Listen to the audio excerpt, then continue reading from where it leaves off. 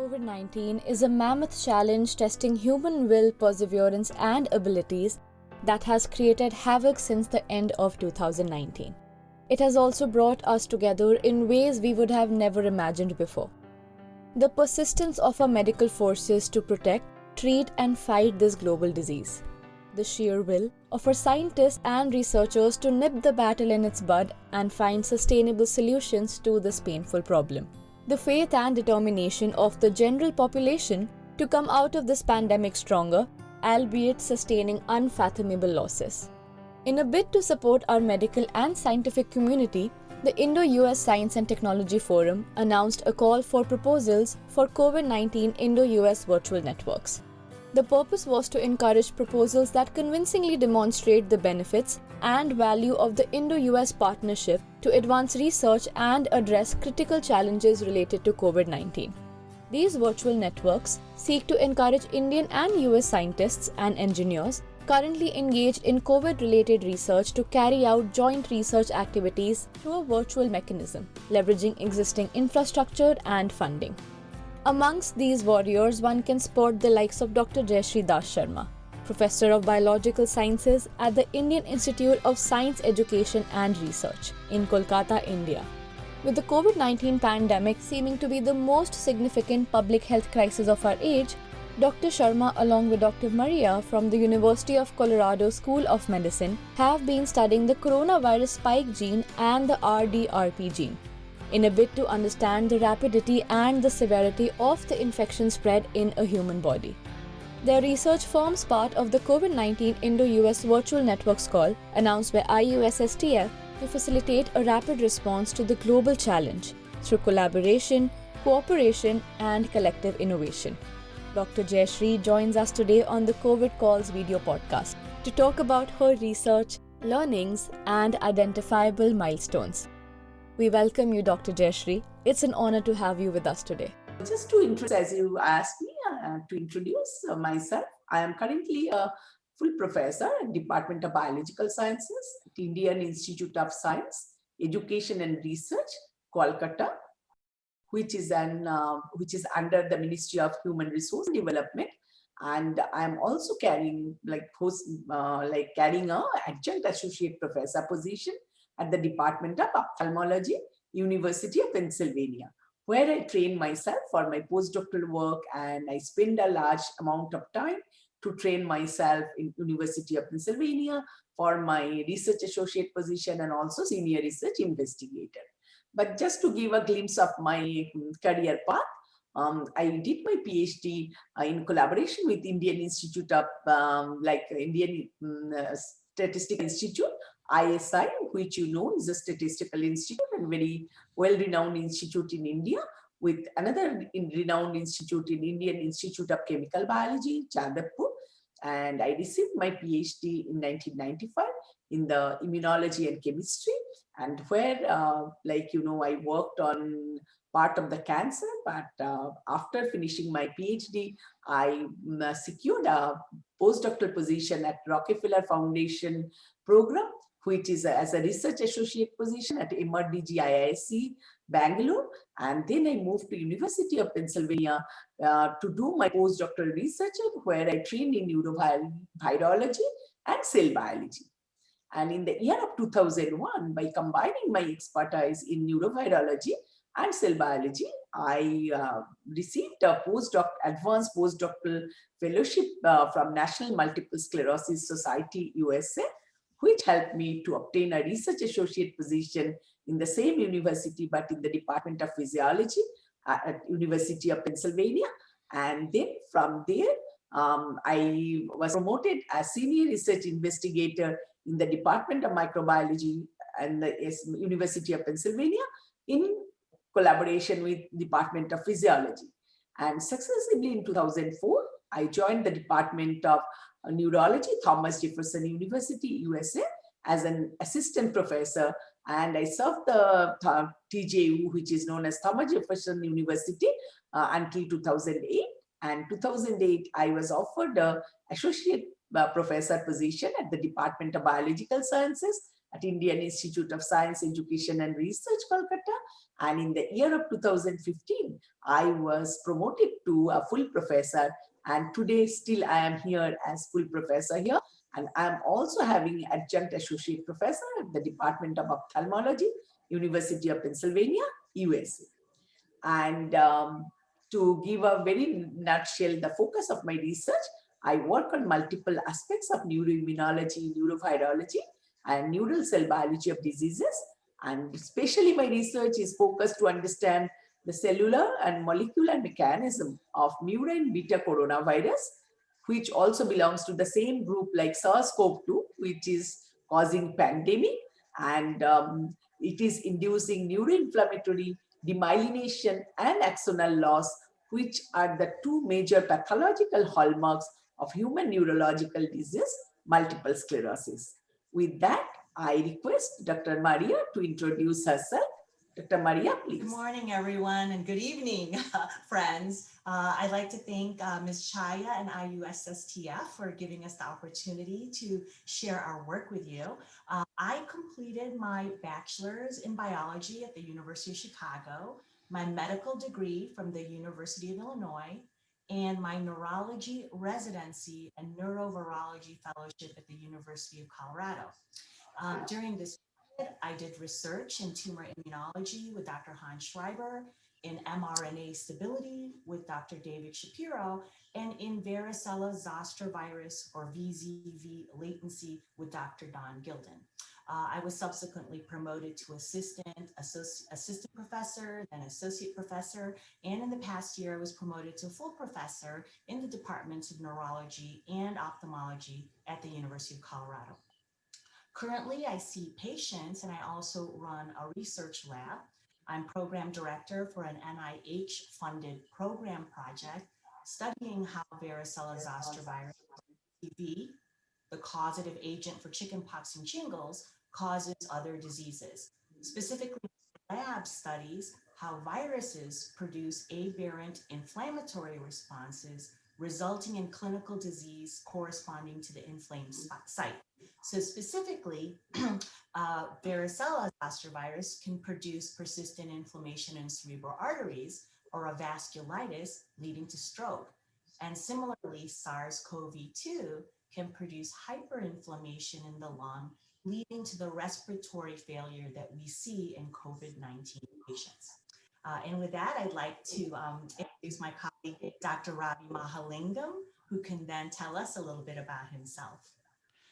Hi, thank you. It's a great opportunity, and I really appreciate this interaction with IUSSTF. I'm originally from Chennai, India. I did my undergraduate in Madras University, and then I did my master's in chemistry from Indian Institute of Technology, Mumbai. In '77, I came to the US and I started my PhD in biochemistry and molecular biology at Southern Illinois University in Carbondale, Illinois.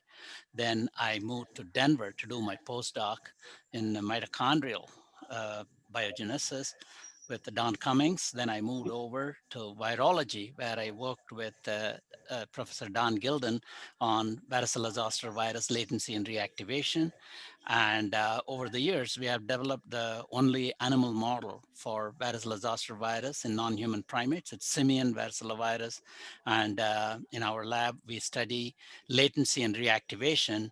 And as part of the program project, in collaboration with Dr. Maria Nagel, we look at multi-organ disease induced by the varicella virus. And it's a great opportunity for me here to talk about particularly this neem bark extract, because traditionally I was born and raised in India and I even take Ayurvedic medicine. So I would like to share my experience towards the end. Thank you. In the last 1 year, investigators around the world are trying to understand that how this virus is causing pandemic, because SARS-CoV came in 2003 and it didn't do this much damage to the society, like human race.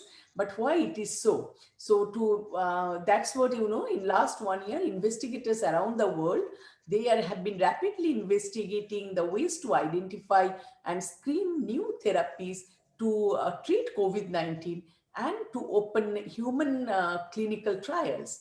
And there is a high throughput screening is going on against several coronaviruses, and actively against coronaviruses is being used to assess the repurposing of current drugs and identifying potential novel therapies.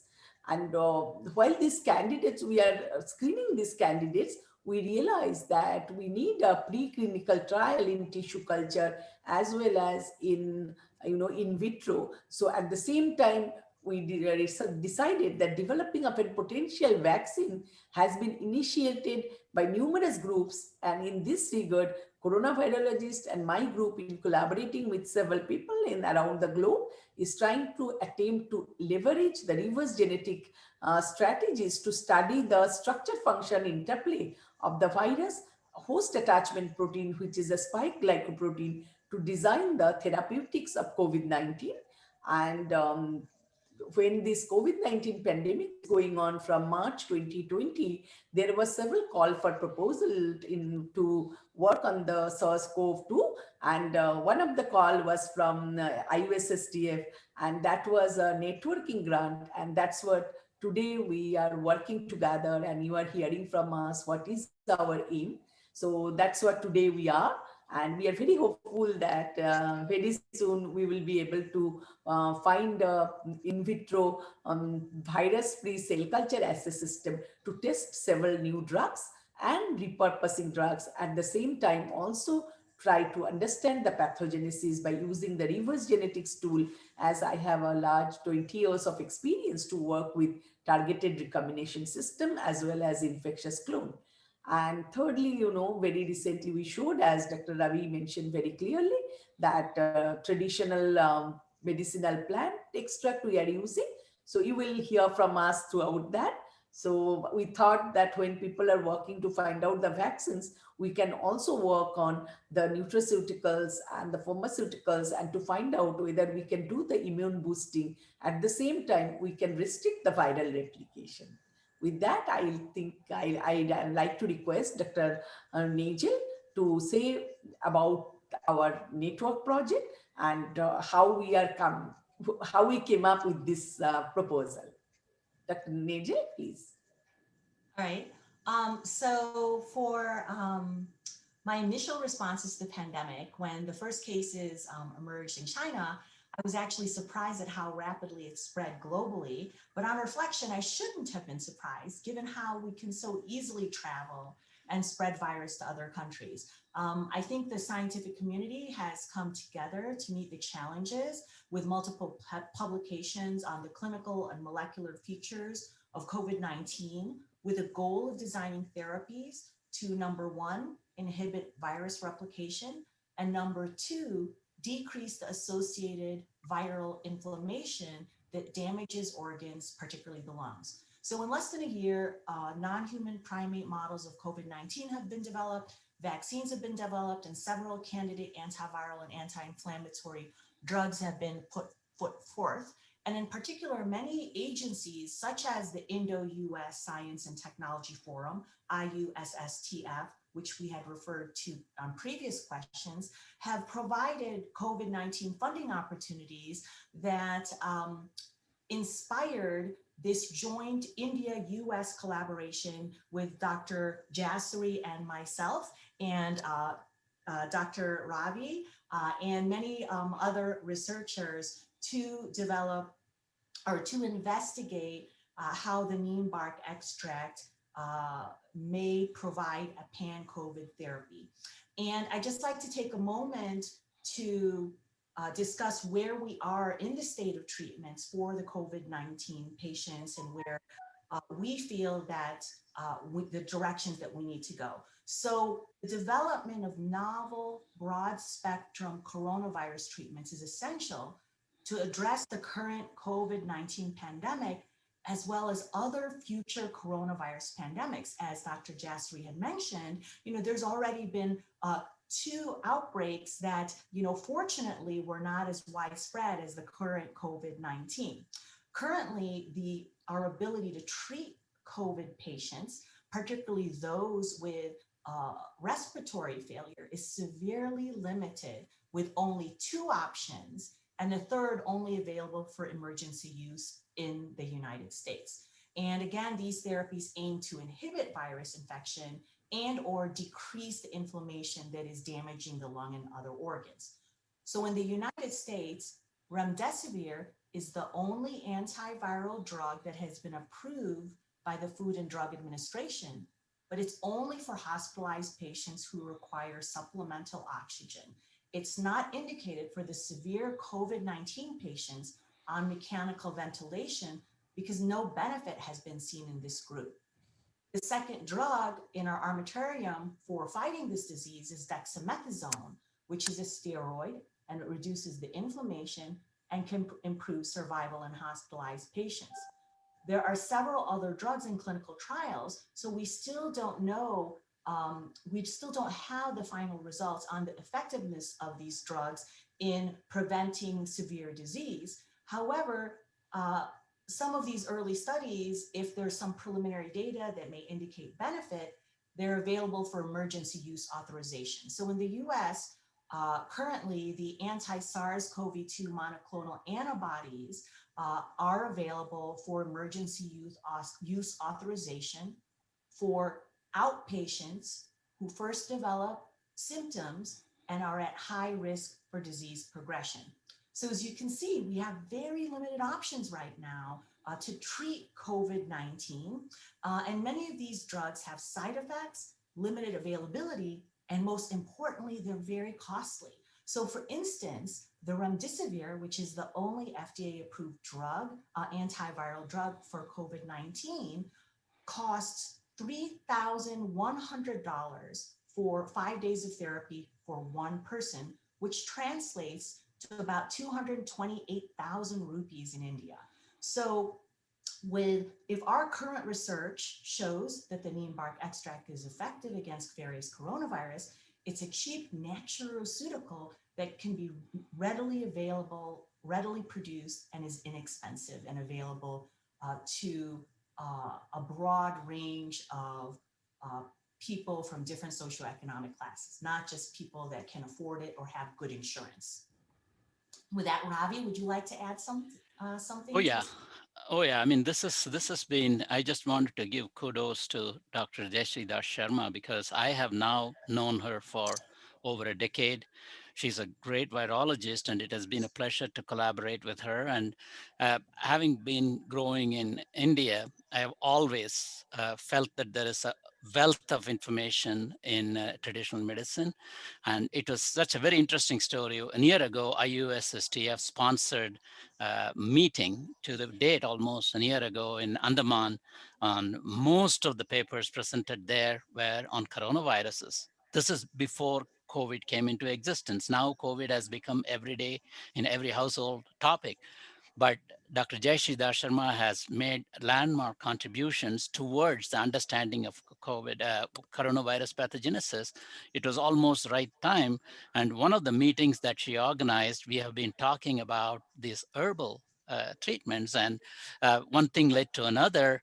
And she was really the pioneer in initiating the research using mouse coronavirus to see the neuropathogenesis. And within less than a year, she was able to get enough data for a publication to show that the neem bark extract inhibits virus in vivo, not just in culture. So that was almost like the right time when COVID came in, and we were ready to apply this technology to the next step. And we appreciate IUSSTF for supporting this work.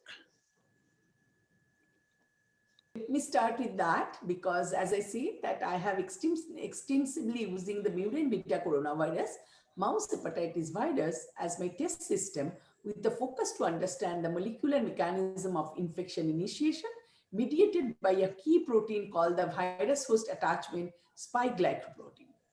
The structure of the spike in MHB and SARS-CoV-2 are similar due to their shared origin, that's called homology.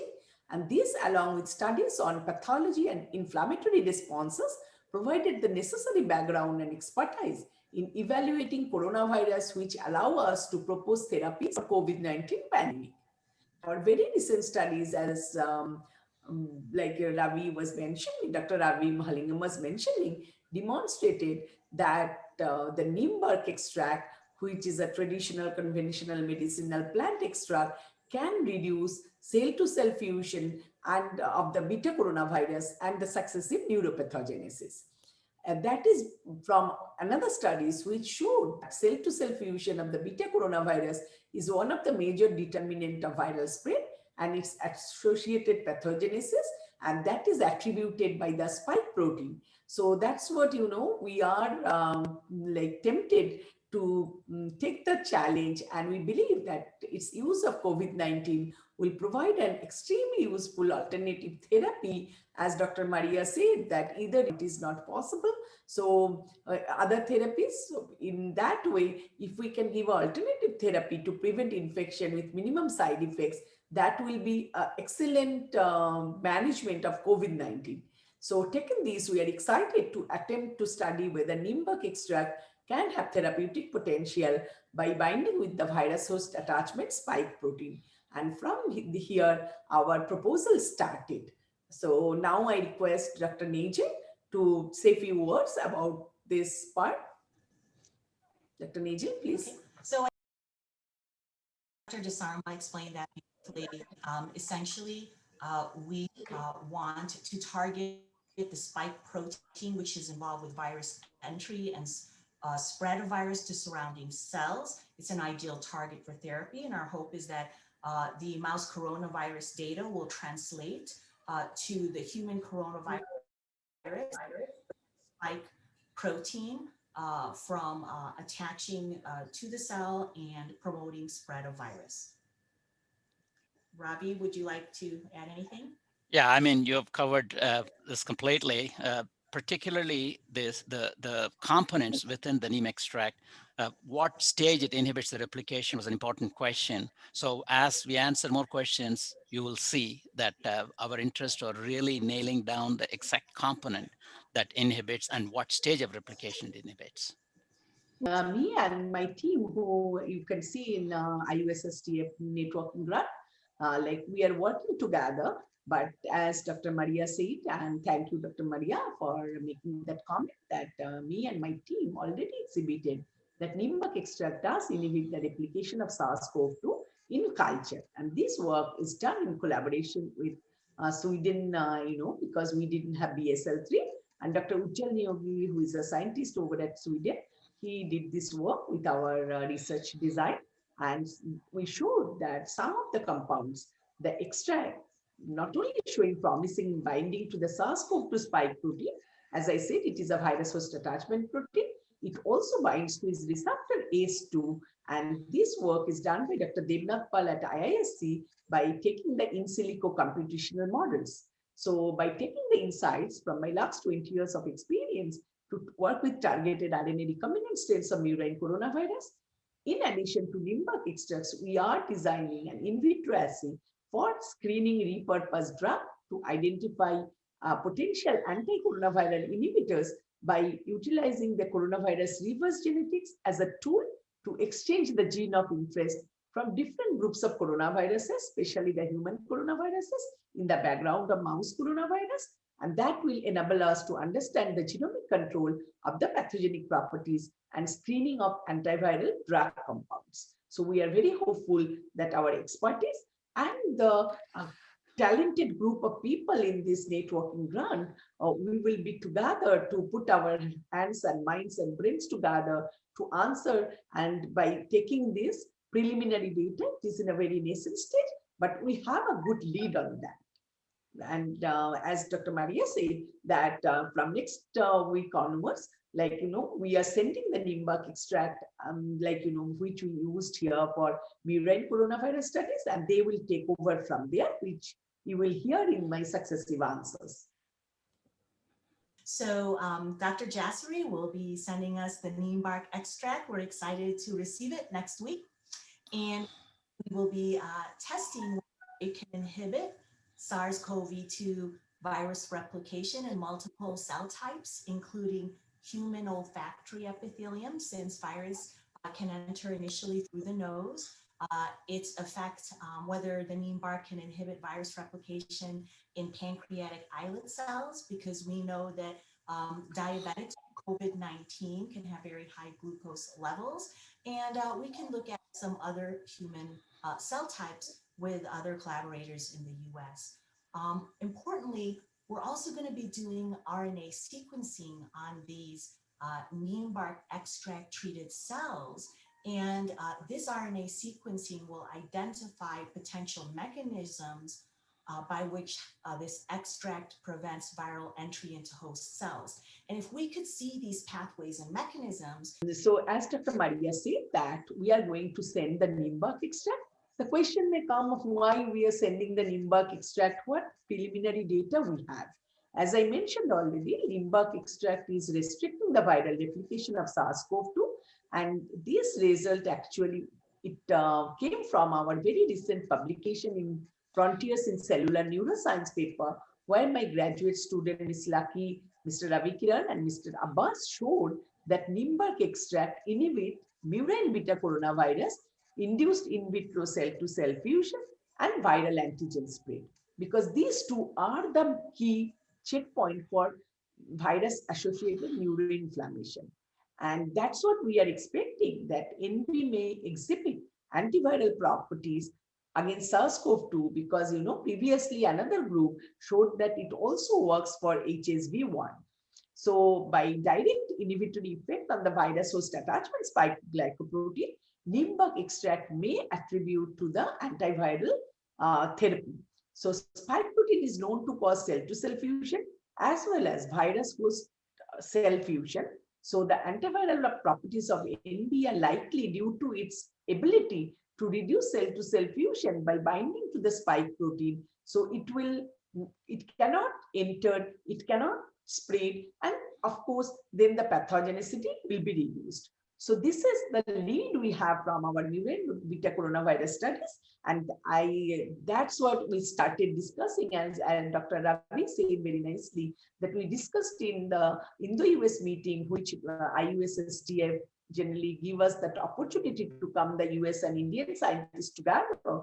And when we are discussing, everybody thought it's a great opportunity, and we took the lead. And in the meantime, this meeting was in December 2019 in the early part, and then the SARS-CoV-2 started to come in the end of this part. And then we thought that is a good platform, because we already discussed about it. And my sincere thanks to God that he prepared our platform before the SARS-CoV-2 came. The 2 points that you asked, one is alternative therapy, and then 2, side effects. Traditionally, neem has been used as an antiviral for thousands of years, and even the equivalent. One of my visits to India, I noticed that they had used for Zika, for chikungunya, the neem extract. I mean, not the neem as a tea, and as an inhibitor without much side effects at all. So we believe that definitely not only this will provide a good alternative therapy, but also with minimal side effects.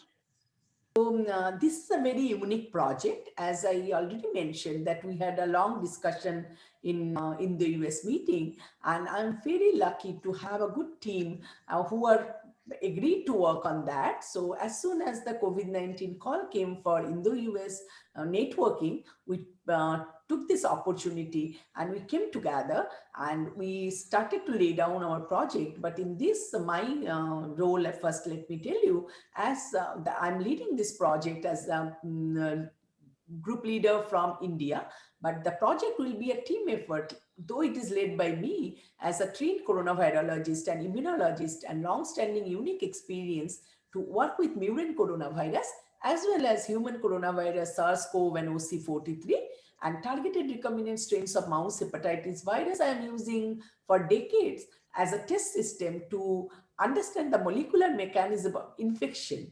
So, and as I already mentioned, that our series of studies throughout last 20 years showed that the spike protein is one of the major determinant of the host interaction as well as pathogenesis. So this is the expertise I have to develop the different constructs and to see whether we can make a in vitro assay system, because when we will make the different drugs, or we want to try repurpose drugs, we need to have a very good assay system that to understand whether they are working as antiviral.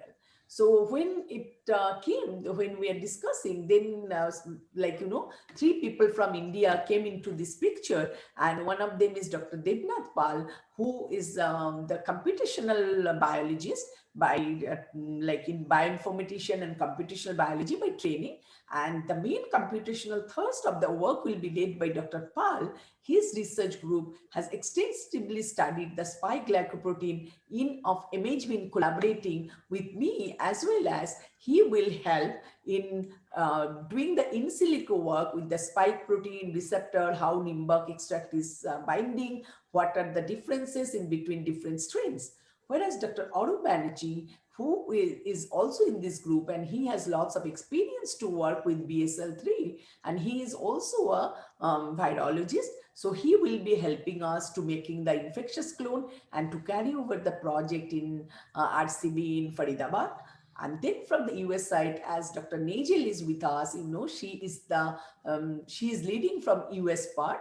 She is the USPI, and her colleagues, Dr. Mahalingam, would be like to extend their 4 decades of experience in using non-human primate model to using varicella virus, as you just heard, because they know a varicella zoster virus pathogenesis more than anybody, I believe, because they are working in this field extensively and they are trained very well to accomplish the following goals in COVID-19 study. And as Dr. Nagel already said, that she will try in different cell types, as well as she has the RNA-seq to carry over the project. Whereas Dr. Schindler, he is also a clinician like Dr. Nagel, and he's a neuro-ophthalmologist, as SARS-CoV-2 is also has a neurological manifestation. So he will be able to give us some insight from his clinics that how this virus is attacking the brain as well as the optic nerve, because our murine coronavirus affect brain as well as optic nerves. And we showed very elegantly by taking the head Schindler that the retrograded axonal transport is very much important for the virus to spread from the region of infection to the to the retinal ganglionic cell. And beta coronaviruses causes retinal ganglionic cell loss, which causes optic neuritis, which is one of the part of the optic neuritis and optic nerve inflammation. So, and also when we'll have the construct, Dr. Schindler will have the access in University of Pennsylvania BSL-3, where he will try to develop the humanized mouse model infection in mouse model, as well as with the help of Dr. Ravi, they will work on non-human primate models. And Dr. Randall Coase, again, Dr. Nagel's colleagues in University of Colorado, he will mainly look for the stress-induced subclinical reactivation of the SARS-CoV-2.